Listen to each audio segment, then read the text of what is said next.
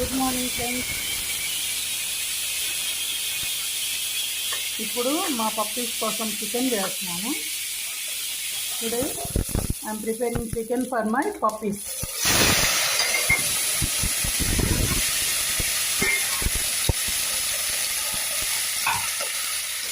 అయితే వాటిలోకి half pumpkin వేసాను.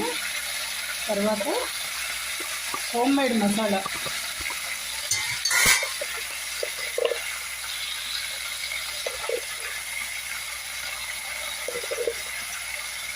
అంతే, ఆల్మోస్ట్ 1 స్పూన్ అనుకోండి.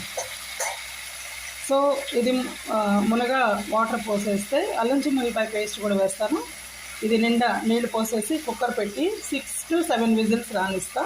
రైస్లో కలిపి పెట్టేస్తాను. This is the best food for షిజూస్.